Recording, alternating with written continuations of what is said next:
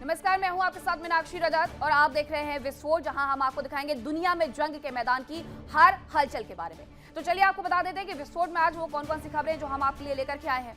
विस्फोट में आज हम सबसे पहली खबर के तौर पर बात करने वाले अमेरिका और ईरान के बीच जो तनातनी चल रही है उसे लेकर के। इसके साथ ही जो जंग की तैयारियां है वो लगभग बताया जा रहा है कि पूरी हो गई है। हालांकि बातचीत की कोशिश लगातार चल रही है कि इस युद्ध को टाला जा सके।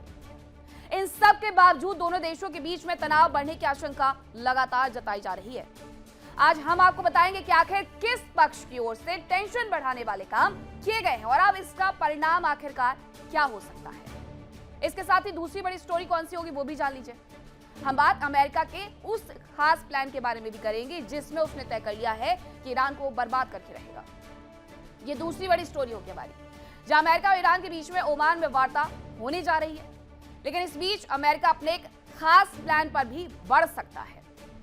यानी अगर बातचीत फेल हुई तो अमेरिका न केवल ईरान पर हमला करेगा बल्कि उसके निशाने पर ईरान के सुप्रीम लीडर खामनेई होंगे। आज हम आपको बताएंगे कि खामनेई के खिलाफ अमेरिका ने क्या सीक्रेट प्लान तैयार किया है। इसके अलावा तीसरी बड़ी खबर पर हम बात करेंगे यूरोप में टेंशन को लेकर के।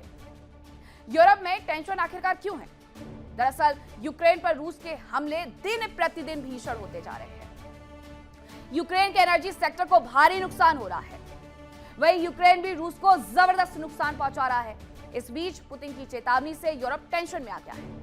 आज हम आपको समझाएंगे कि पुतिन ने ऐसा क्या कर दिया है जो यूरोप का तनाव लगातार बढ़ते जा रहा है। और चलिए अब करते हैं विस्फोट की शुरुआत। तो सबसे पहले आपको बताते हैं कि खबर क्या है। तो खबर यह है कि ओमान में यूएस और ईरान के बीच में वार्ता हो सकती है।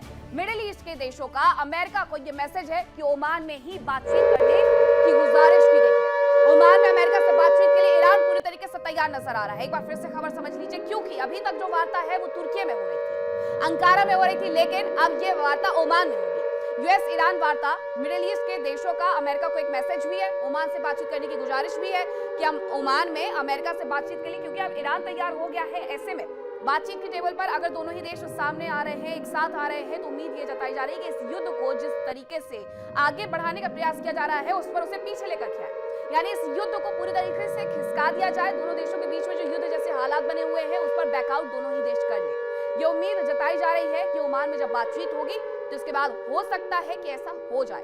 हालांकि अंकारा में भी बातचीत हुई, तुर्की में भी बातचीत हुई, लेकिन तुर्की को छोड़कर के ओमान जाना एक बड़ा मैसेज ये भी है कि ये तैयारी क्यों हो रही है सबके बीच में। तुर्की में बातचीत हुई, होने वाली थी, लेकिन अचानक से ओमान का रुख कर रहे हैं। मस्कट में ये वार्ता होने वाली है। अमेरिका और ईरान वार्ता करेंगे और अमेरिका बार बार यही कह रहा है कि ईरान पीछे हट जाए। किस बात से पीछे हट जाए? परमाणु हथियारों को बनाने से, परमाणु हथियारों को विकसित करने से, और यही वो चाहता है अमेरिका। और अगर ऐसा ईरान ने कर लिया तो हो सकता है कि इस युद्ध को टाला जा सके। अब एक और खबर आ रही है, वो भी आपको बता देते हैं।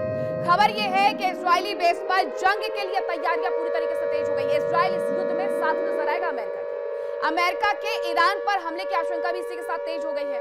इजरायली वायुसेना भी बताया यह जा रहा है कि अमेरिका का साथ देगी। यानी इस बार भी जून 2025 की तरह ही मामला देखने को मिल सकता है। अमेरिका इजरायल एक साथ होंगे, दूसरी तरफ ईरान होगा। बातचीत करने का प्रयास किया जा रहा है, बातचीत के माध्यम से सुलझाने का प्रयास किया जा रहा है। लेकिन परमाणु कार्यक्रम पर ईरान का रुख बहुत स्पष्ट है।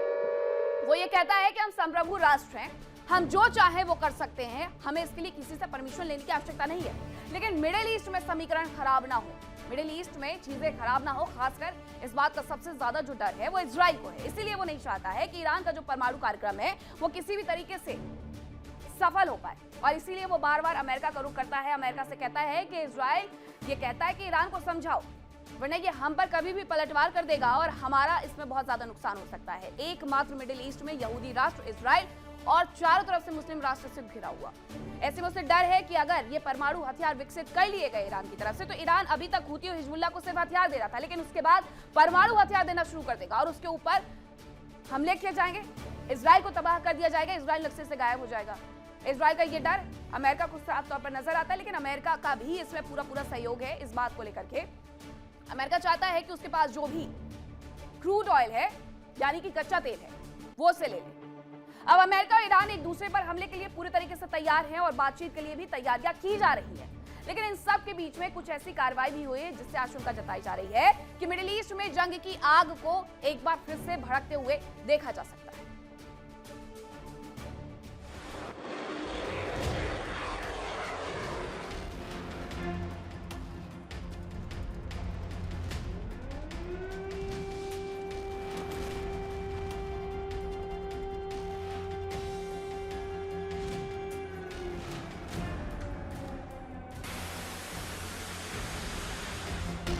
समंदर में अमेरिका की तैयारियां पूरी हो चुकी है।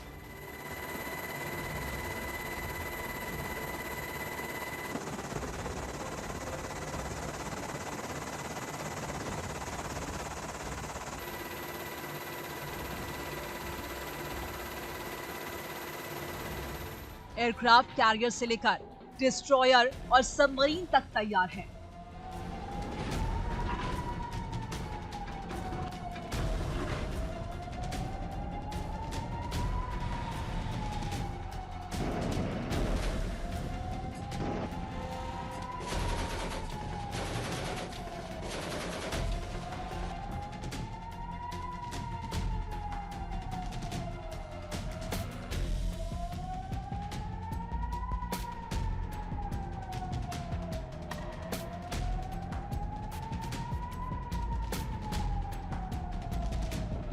फाइटर जेट्स और बॉम्बर्स उड़ान भर रहे हैं।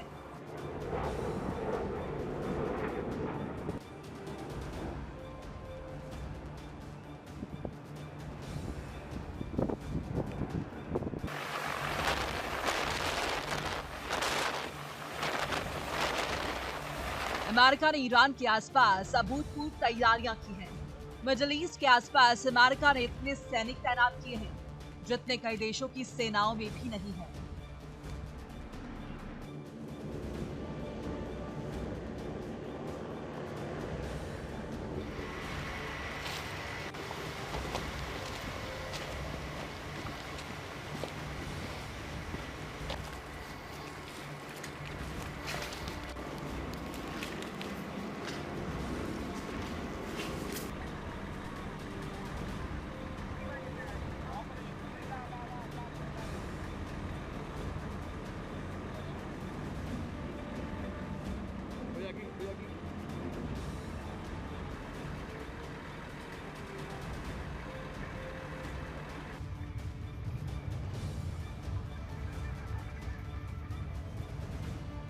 अमेरिका की सेना हमले के लिए तैयार है।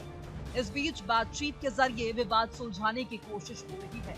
ट्रंप ने साफ कर दिया है कि अगर वार्ता विफल हुई तो हमला जरूर होगा।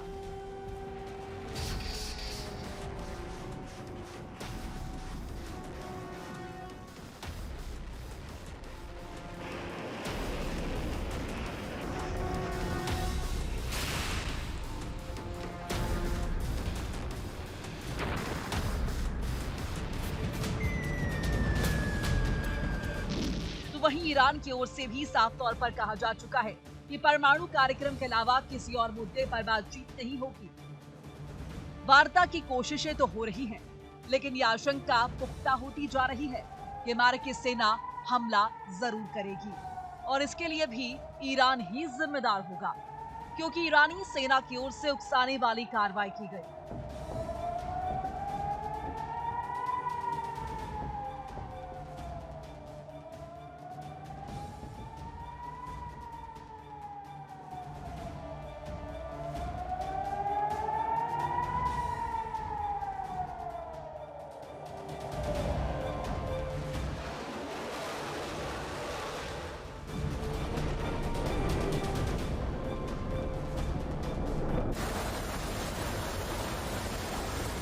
अमेरिकी aircraft carrier USS Abraham Lincoln के करीब ईरान ने ड्रोन भेजकर जासूसी की कोशिश की। अमेरिकी नेवी के फाइटर जेट ने ईरान के शाही ड्रोन को मार गिराया। स्ट्रेट ऑफ हॉर्मुज में अमेरिका के झंडे वाले ऑयल टैंकर को रोकने की कोशिश की गई। बताया जा रहा है कि 50 कैलिबर मशीन गन से लैस ईरान की 6 स्पीड बोट्स टैंकर के करीब पहुंची और उसे रुकने को कहा। हालांकि खबर है कि तब तक टैंकर ने स्पीड बढ़ा दी और बाद में अमेरिकी जंगी जहाजों ने सुरक्षा दी।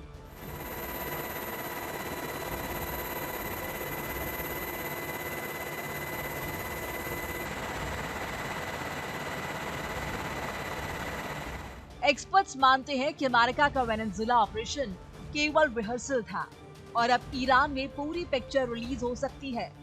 अमेरिका ने इस समंदर के अलावा जमीन पर भी जबरदस्त तैयारी की है। जॉर्डन के अलावा इजराइल के एयरबेस वॉर रेडी हैं। यहां से ईरान पर तेजी से अटैक किया जा सकता है। हालांकि इस दौरान ईरान अपनी बैलिस्टिक मिसाइल से जवाब दे सकता है।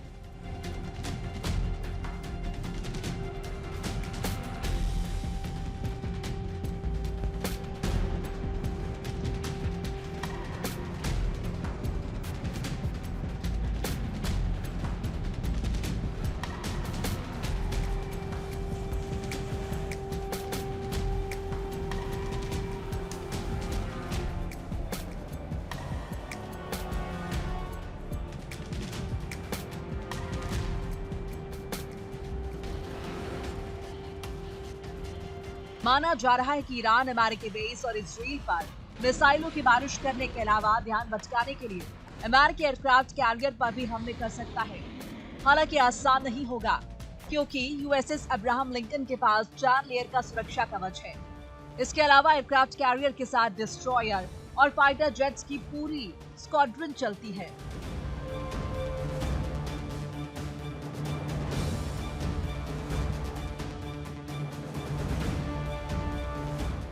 खबर है कि अमेरिका पहले फाइटर जेट्स के जरिए ईरान के तेल ठिकानों पर हमला कर सकता है, जिसके बाद ग्राउंड ऑपरेशन शुरू किया जा सकता है।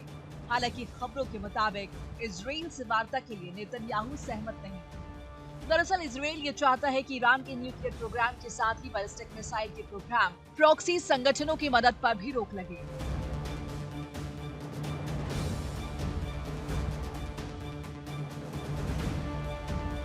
इजराइल का मानना है कि ईरान के पास जब तक बैलिस्टिक मिसाइल्स रहेंगी तब तक उसके लिए खतरा बना ही रहेगा, क्योंकि अगर एक साथ सैकड़ों मिसाइलें छोड़ी गई तो इजराइल का आयरन डोम जैसा सुरक्षा कवच भी नाकाम हो सकता है।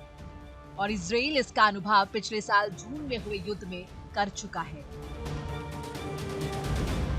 साफ है कि ईरान पर हमले की तैयारी पूरी हो चुकी है और अगर बातचीत नाकाम होती है तो अमेरिकी और इजरायली सेनाएं अपने मिशन में लग जाएंगी।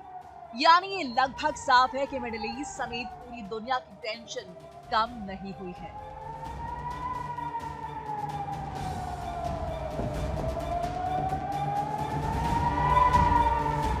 Bureau report, India TV.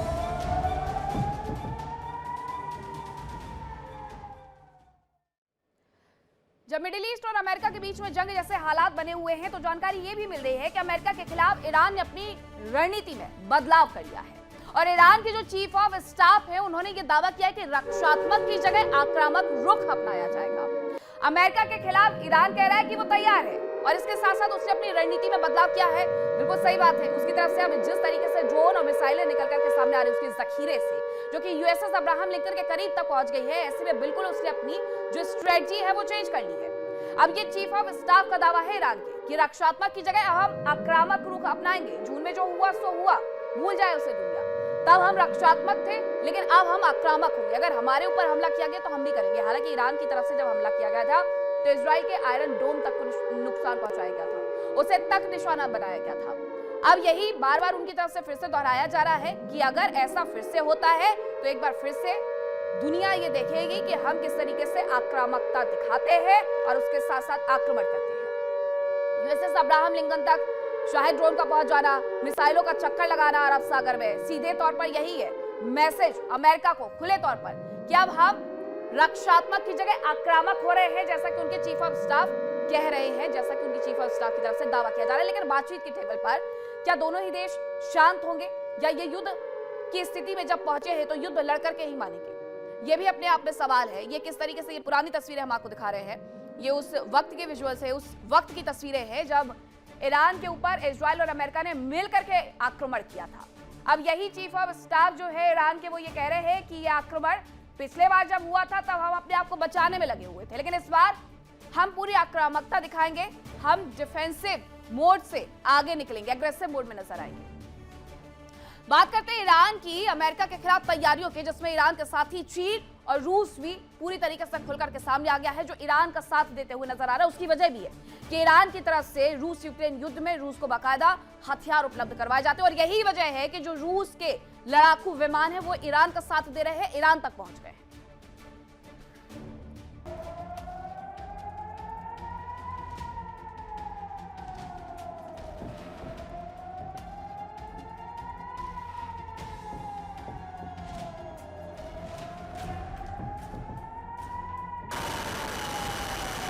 Iran के बॉर्डर पर अमेरिकी सेना तैयार है।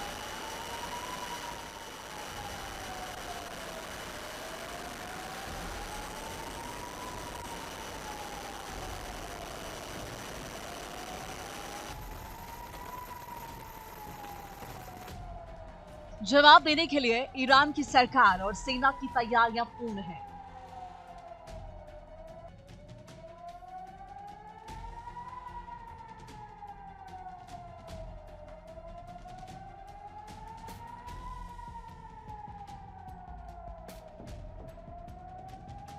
ईरान इस समंदर में तैनात अमेरिकी aircraft carrier USS Abraham Lincoln के पास अपना ड्रोन भेजकर अपने इरादे जता दिए हैं। ईरान का दावा है कि ड्रोन भले ही गिर गया, लेकिन उसका ऑपरेशन पूरा हो गया। साफ है, ड्रोन सर्विलांस के जरिए जो जानकारी ईरान जुटाना चाहता था, वो उसे मिल गई।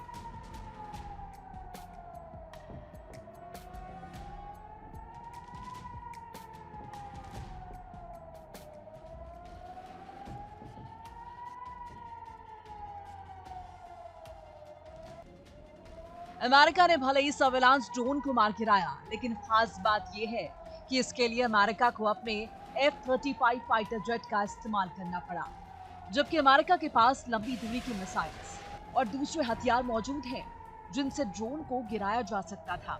जाहिर है, खतरा अमेरिका को महसूस हो रहा है।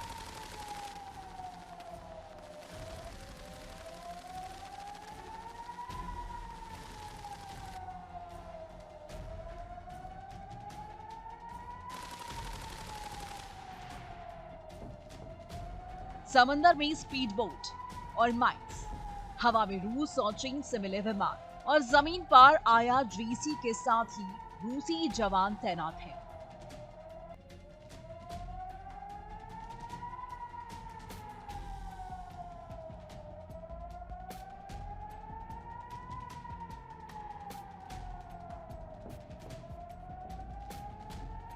ईरान अमेरिका की आंख में आंख डालकर बात कर रहा है।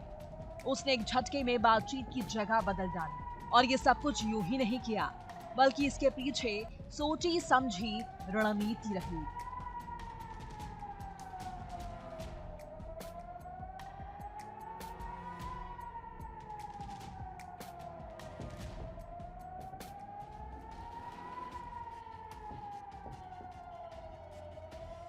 दरअसल ईरान जानता है कि नेटो के सहयोगी देश तुर्की में बातचीत होती, तो वहां अमेरिका के दूसरे सहयोगी देश भी चाहे अनचाहे आ ही जाते, जिसके बाद परमाणु कार्यक्रम के अलावा कई दूसरे मुद्दे भी बातचीत के टेबल पर आ जाते।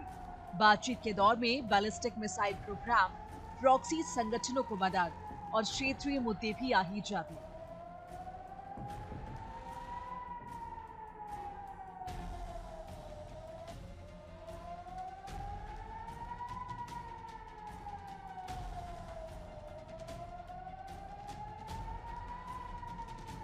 संभव है, परमाणु कार्यक्रम के अलावा दूसरे मुद्दों पर चर्चा से बचने के लिए ईरान ने ओमान में बातचीत के लिए, और यहाँ भी वो अमेरिका से द्विपक्षीय वार्ता ही चाहता है, यानी केवल अमेरिका और ईरान के प्रतिनिधि आपस में बैठकर बात करेंगे।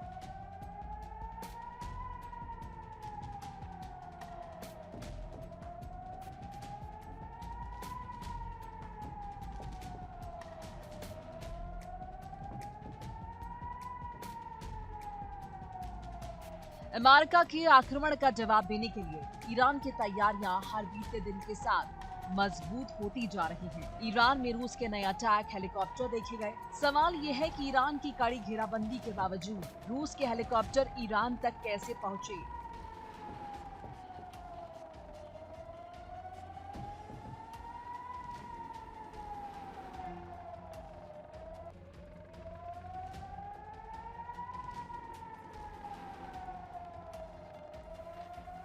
ईरान में रूस के Mi-28NE हेलीकॉप्टर देखे गए। इन्हें नाइट हंटर कहा जाता है, यानी दिन और रात दोनों समय में ये हमला करने में सक्षम है। इनसे टैंक्स और ड्रोन को निशाना बनाया जा सकता है, साथ ही जमीन पर भी हमले किए जा सकते हैं। खास बात यह है कि इन्हें रेगिस्तान में जंग के लिए रंगा गया है।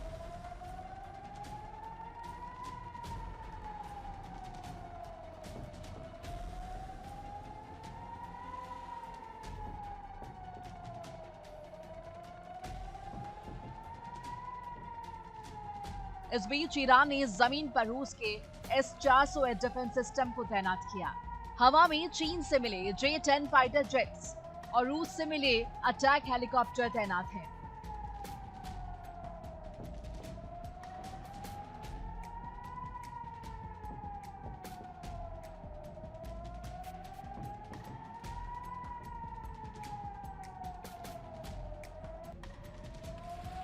अमेरिका से इस जमीनी जंग के लिए रूस के वैगनर लड़ाके भी ईरान पहुंच चुके हैं।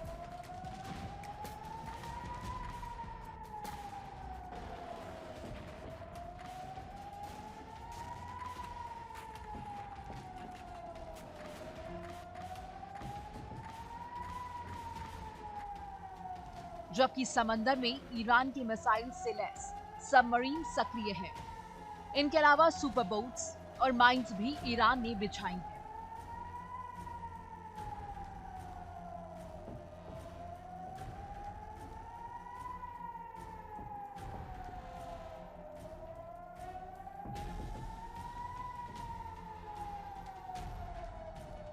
इन सब के बीच ईरान को लगातार रूस और चीन से मदद मिल रही है। चीन के कार्गो जहाज लगातार ईरान तक पहुंच रहे हैं। एक्सपर्ट्स का मानना है कि इनमें सैन्य सामग्री हो सकती है।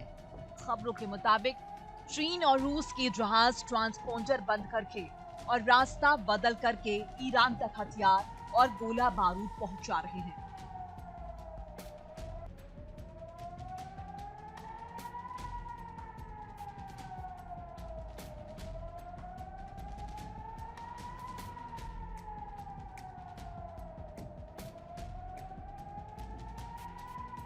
Bureau report, India daily.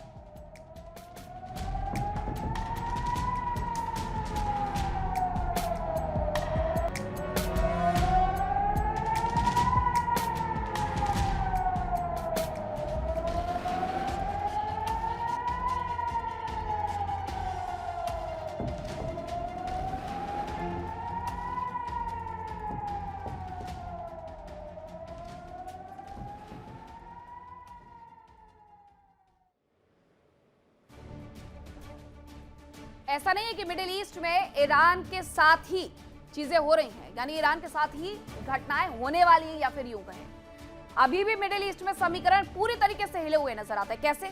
बात अब हम गाजा की करते हैं, जहां गाजा में इजराइल का हमास पर एक बड़ा हमला देखने को मिला है और हमास के 2 कमांडर्स को मार गिराने का दावा तक कर दिया गया है। इसमें जो एक व्यक्ति है, जो एक आतंकी है, उसका नाम बताया जा रहा है हसन अल हबी और अली राजियाना, इन्हें मार गिराया गया है। और ये नोवा म्यूजिक फेस्टिवल पर हमले के मास्टरमाइंड था हबीब, जिसका नाम है।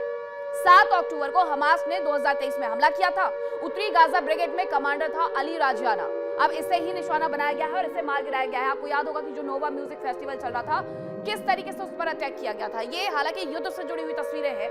ये तस्वीरें वो है जो इस पूरे 2 साल 3 साल में गाजा में हुआ है और साथ ही इजराइल में हुआ है। लेकिन इस सबसे इतर आपको याद होगा, नोवा म्यूजिक फेस्टिवल 7 अक्टूबर 2023 को चल रहा था। समुद्र के रास्ते, जमीन के रास्ते और इसके साथ साथ आसमान के रास्ते जो आतंकी हमास के वो एंटर होते हैं नोवा म्यूजिक फेस्टिवल में। पहले तो जम करके गोलीबारी करते हैं और उसके बाद जब मन भर जाता है तो उसके बाद लोगों को बंधक बना करके अपने साथ ले जाते हैं। अब उसमें जो कमांडर शामिल था उसे मार गिराया गया है। हालांकि गाजा में इसके साथ साथ और भी नुकसान हुआ है, कुछ बच्चे भी मारे गए हैं, ये भी जानकारी मिल रही है। लेकिन ये दोनों आतंकवादियों को एक बार फिर से ये बता दिया है इजराइल ने कि जितने भी हमास के आतंकी हैं, जो हमने कसम खाई कि हमास को मिटा देंगे, उसके एक एक आतंकी को मिटा देंगे, उसी पर वो आगे बढ़ते जा रहा है। अमेरिका और ईरान के बीच में बातचीत की तैयारियां तेज हो गई हैं। अमेरिका ने खास प्लान तैयार कर लिया है। माना यह जा रहा है कि अमेरिका ईरान के सुप्रीम लीडर के खिलाफ खास तैयारियां कर रहा है और इसमें बाकायदा इजराइल भी उसका साथ निभाएगा।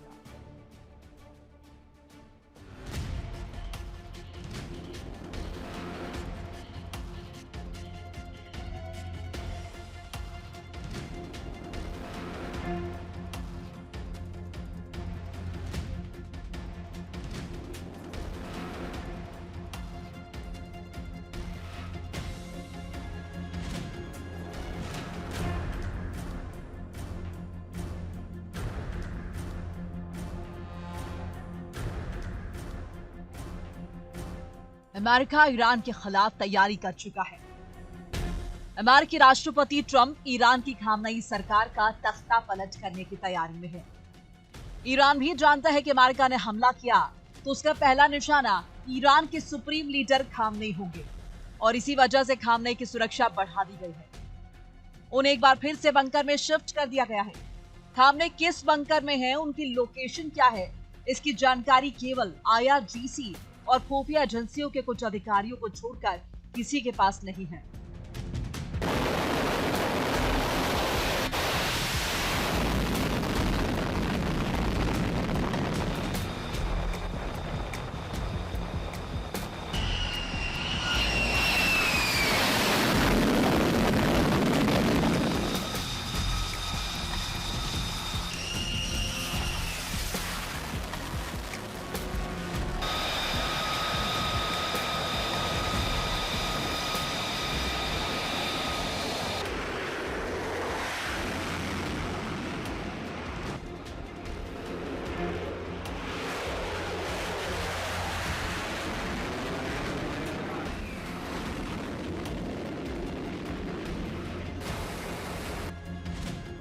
अमेरिकी कमांडो ईरान में भी वेनेजुएला जैसा ऑपरेशन करने की तैयारी में है, लेकिन यह सब आसान नहीं है और इसका सबसे बड़ा सबूत है कि इजराइल ने खुद ये आशंका जताई कि खामनेई को बंधक बनाने का प्लान आसान नहीं होगा। बताया जा रहा है कि खामनेई की सीक्रेट बंकर की जानकारी इजरायली खुफिया एजेंसी मोसाद को है। इजराइल ने जानकारी अमेरिका से शेयर की है, जिसके बाद अमेरिका ने ऑपरेशन की तैयारी कर ली है।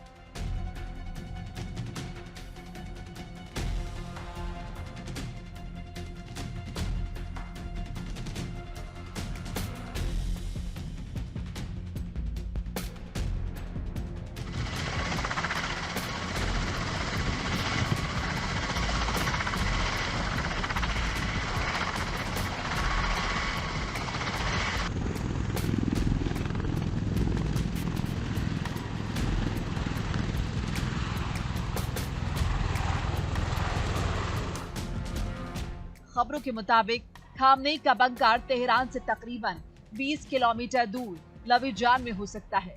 ये बंकर एलबुर्ज पहाड़ के नीचे है। बंकर से पर्वत के शिखर की ऊंचाई तकरीबन 1500 मीटर है। बंकर के उत्तर पश्चिम में शिया फॉरेस्ट रिजर्व एरिया है, जबकि दक्षिण पूर्व में लविजान फॉरेस्ट एरिया है।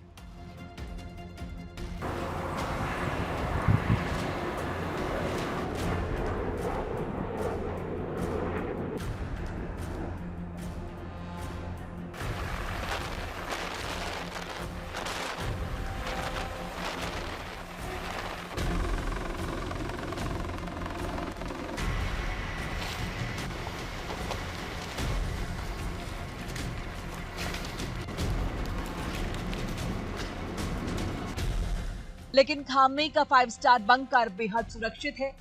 ये स्टील और कंक्रीट की कई लेयर से बना है, जहां खामनेई बेहद सुरक्षित है।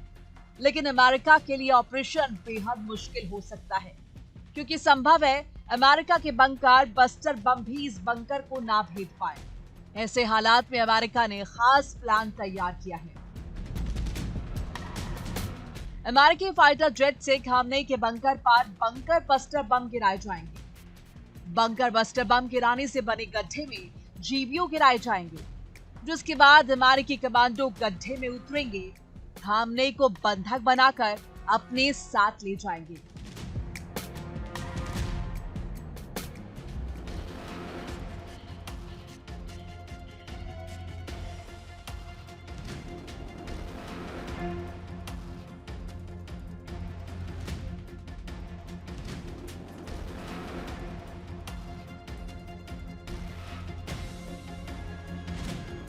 हालांकि अमेरिका के लिए हमला फिर भी आसान नहीं होने वाला, क्योंकि बंकर में टनल नेटवर्क की भूल भुलैया है, जिसमें अमेरिकी जवान फंस सकते हैं। उधर अमेरिका ईरान के खिलाफ विद्रोही गुटों या प्रदर्शनकारियों का इस्तेमाल कर सकता है। खबरों के मुताबिक मशहद शहर में विस्फोट की आवाज सुनी गई है। हालांकि इसकी वजह साफ नहीं हो पाई है, लेकिन ये माना जा रहा है कि या तो ये धमाका विद्रोही गुटों ने किया या फिर प्रदर्शन की आग अभी तक ठंडी नहीं पड़ी है।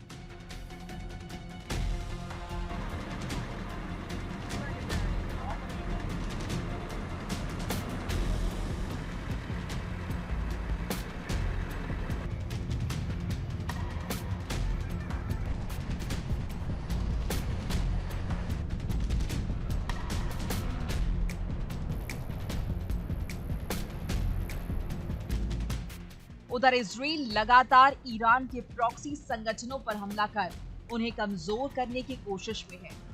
इजरायली डिफेंस फोर्सेस ने गाजा में एक बार फिर हमला किया और हमास के 2 सीनियर कमांडर्स को मार गिराया।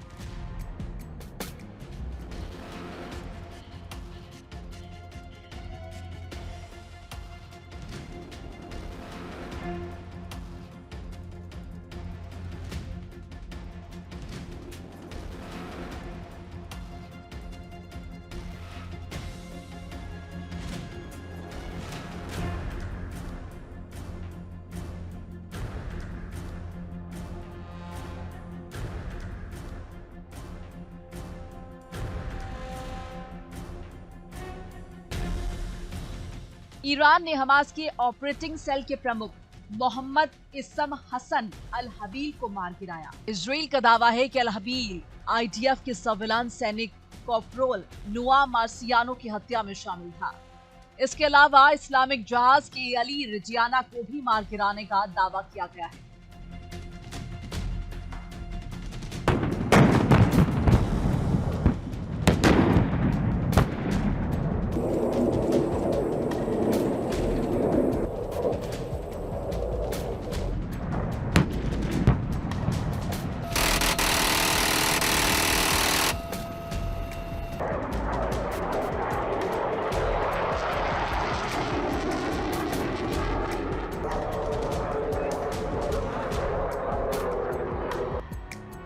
इसके अलावा इस्लामिक जिहाद के अली रजियाना को भी मार गिराने का दावा किया गया है। इससे पहले इसराइल ने लेबनान में हिजबुल्लाह के सीनियर कमांडर को मार गिराया था। जाहिर है अमेरिका के प्लान तैयार है। हमले का ब्लूप्रिंट ट्रंप को सौंपा जा चुका है। खामनेई के खिलाफ बड़े एक्शन की तैयारी है, लेकिन सवाल है कि क्या ईरान वेनेजुला है या अमेरिका ने खामनेई को मदुरो समझ रखा है। हालांकि जंग के हालात किस करवट बैठेंगे ये तो वक्त ही बताएगा। Bureau report, India daily.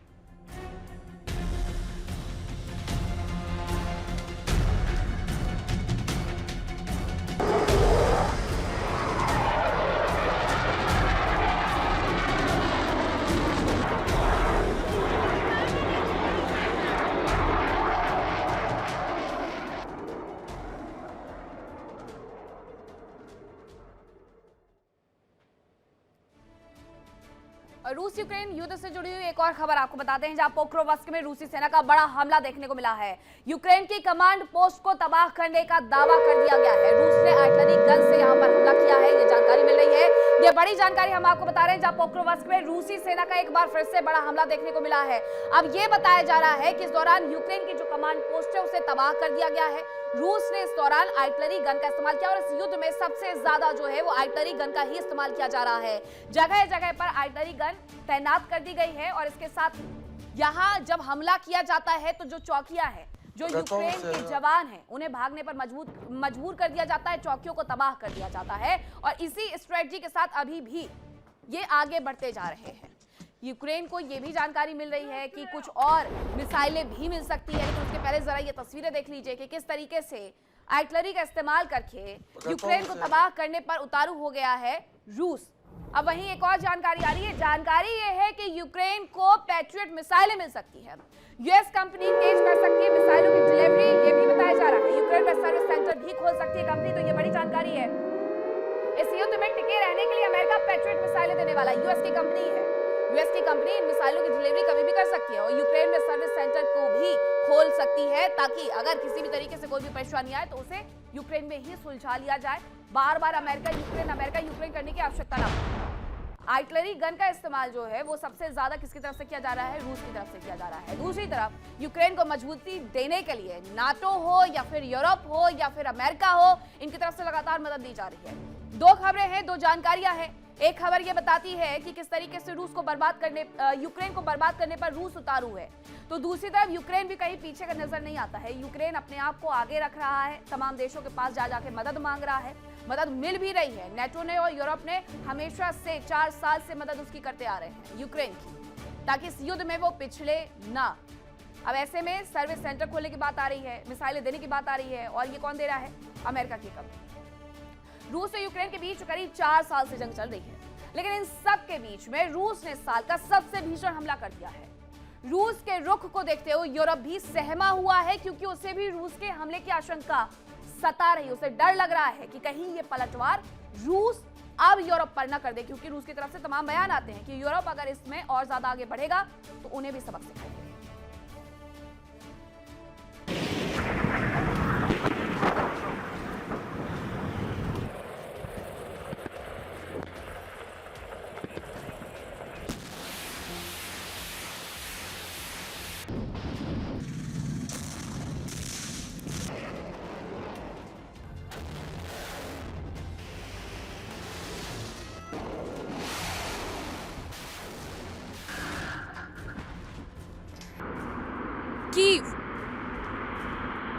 Donetsk,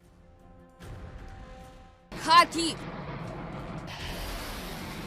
सूमी।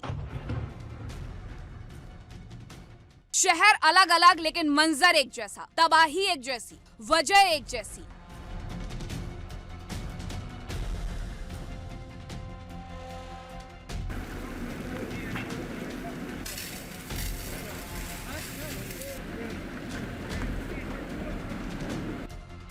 रूसी सेना यूक्रेन पर इस साल का सबसे बड़ा अटैक कर रही है, और वो भी तब जबकि यूक्रेन का तापमान -25 डिग्री तक पहुंच गया, यानी बाहर हाड़ कपा देने वाली ठंड और रूसी बारूद की बारिश, जबकि दूसरी ओर एक एक पल जिंदगी के लिए जद्दोजहद करते लोग।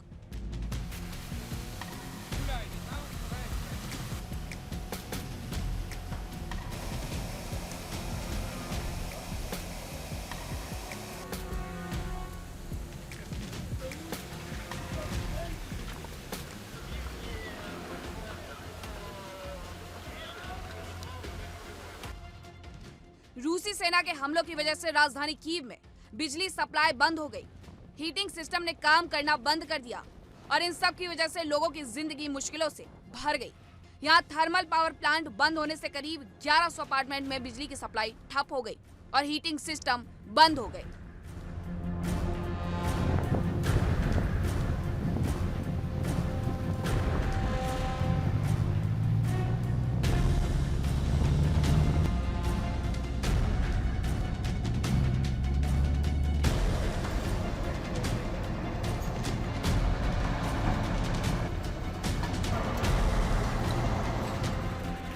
रूसी सेना ने खार्किव में भी ताबड़तोड़ अटैक किए। इन हमलों में 3 पावर सब स्टेशन तबाह हो गए। लोग बिना बिजली और हीटिंग सिस्टम के रहने को मजबूर हो गए। हालात ऐसे हो गए कि खार्किव में आपातकाल का ऐलान करना पड़ा। डोनेट्स्क में रूस की सेना ने एक ब्रिज पर हमला किया। हमला सिवर्स्की में किया गया। रूस ने लीमन फ्रंट पर भी ड्रोन से हमला किया।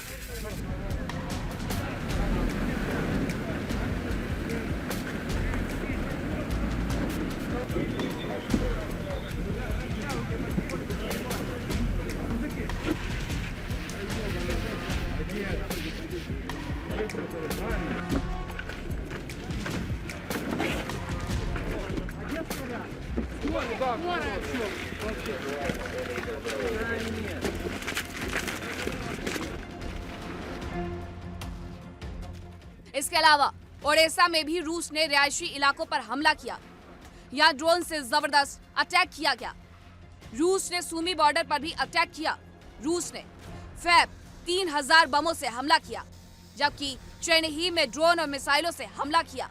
रूस ने बिजली स्टेशन को निशाना बनाया। हमलों के बाद से कई इलाकों में बिजली गुल हो गई।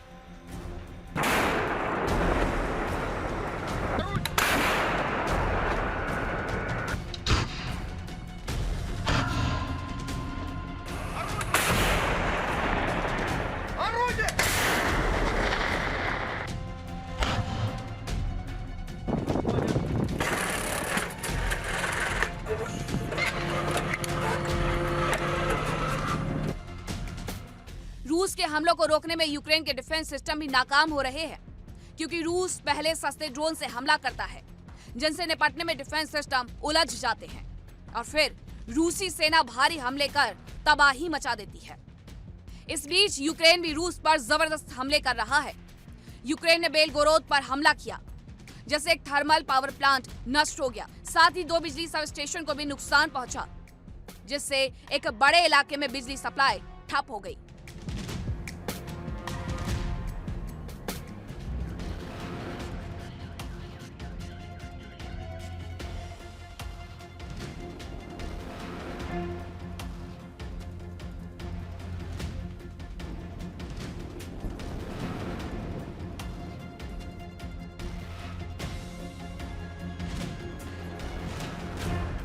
यूक्रेन से जंग के बीच यूरोप की टेंशन बढ़ गई। यूक्रेन का साथ देने वाले बड़े देशों को भी अब अपनी हिफाजत की चिंता सताने लगी है।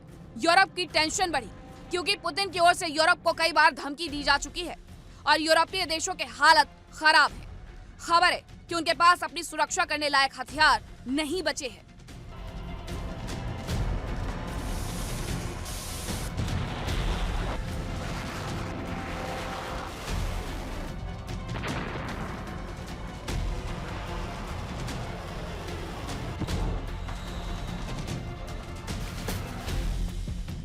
बताया जा रहा है कि जर्मनी के हैम्बर्ग में सबोटाज हमला किया गया। हमले के आरोप में 2 लोगों को गिरफ्तार किया गया। दावा किया जा रहा है कि दोनों ही लोग रूस के जासूस हैं। बताया जा रहा है कि आरोपियों ने युद्धपोत के इंजन को ब्लॉक करने वाला केमिकल डाल दिया, पीने के पानी की पाइपलाइन को क्षतिग्रस्त कर दिया, जहाज के ईंधन टैंक के ढक्कन भी हटा दिए, साथ ही पोत के सभी इलेक्ट्रिक स्विच निष्क्रिय कर दिए। माना जा रहा है कि आरोपियों का मकसद था कि जंग के समय युद्धपोत इस्तेमाल न किया जा सके। इस बीच एक और खबर आई है कि फ्रांस के पास मिसाइलों की भारी कमी हो गई है।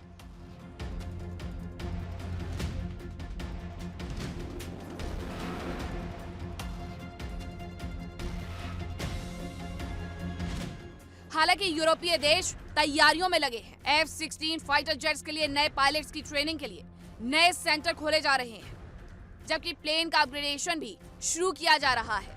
साफ है कि यूक्रेन के बाद अब रूस के गुस्से के शिकार यूरोपीय देश हो सकते हैं। यूरोपीय देशों की मदद के लिए अमेरिका आ पाएगा, इसकी उम्मीद बेहद कम है, क्योंकि ट्रंप अपने विस्तारवादी प्लान के तहत ईरान से युद्ध में व्यस्त है। जाहिर है कि अगर यूरोप में जंग का विस्तार हुआ तो उसके परिणाम बेहद खतरनाक हो सकते हैं। Bureau report, India daily.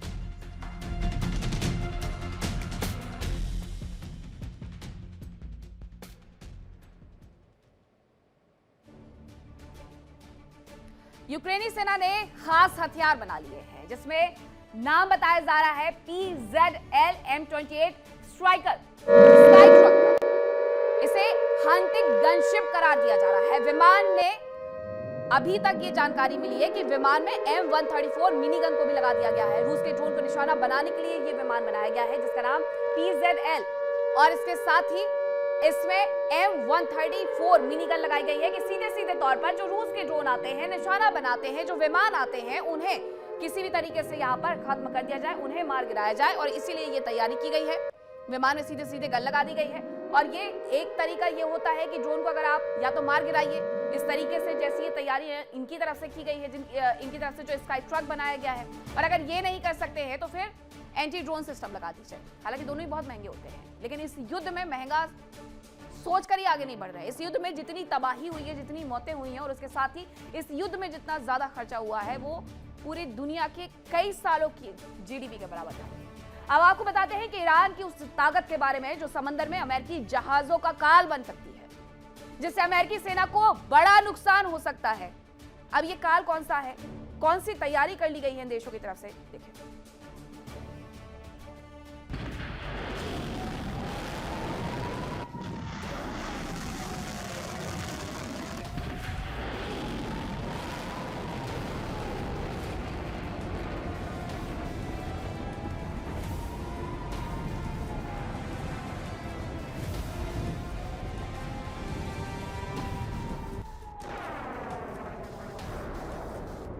Iran का हथियार शानदार,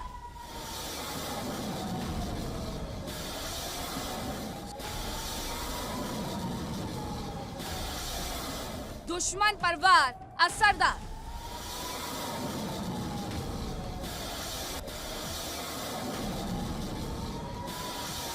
समंदर में जहाजों का शिकार।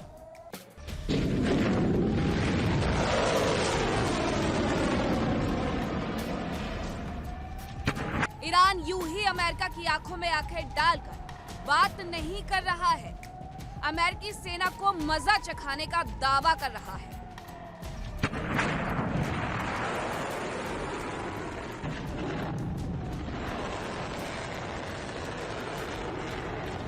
इसके पीछे है ईरान की शानदार मिसाइल पावर।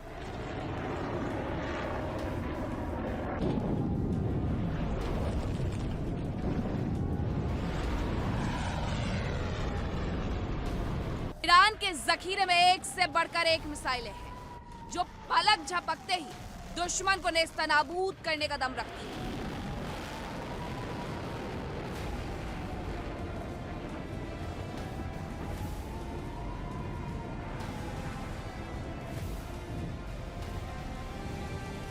ईरान ने पिछले साल जून में हुए युद्ध में अपनी मिसाइल पावर दिखा दी।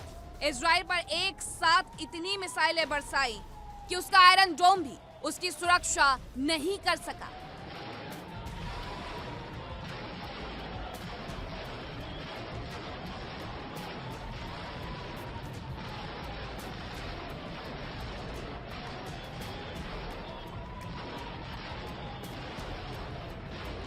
ईरान के तरकश में 1000 किलोमीटर तक मार करने का दम रखने वाली क्रूज मिसाइल अबू मेहदी मौजूद है।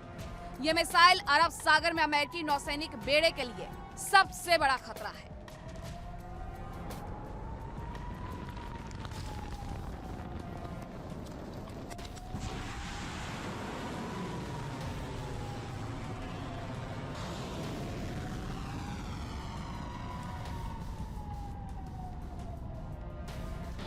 खास बात यह है कि कई बार यह मिसाइल समुद्र की सतह के बेहद करीब उड़ती है, जिससे यह दुश्मन की रडार की आंखों में धूल झोंक सकती है।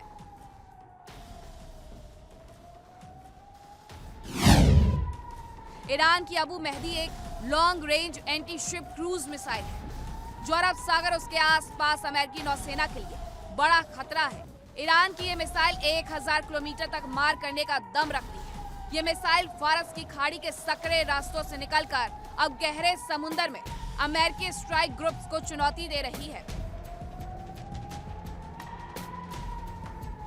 अबू मेहदी की सबसे बड़ी ताकत है कि ये मिसाइल रडार की नजर से बचकर हमला कर सकती है। दरअसल ये एक टर्बोजेट से चलने वाली क्रूज मिसाइल है। और विस्फोट में आज के लिए इतना ही। कल फिर होगी मुलाकात कुछ नई खबरों के साथ।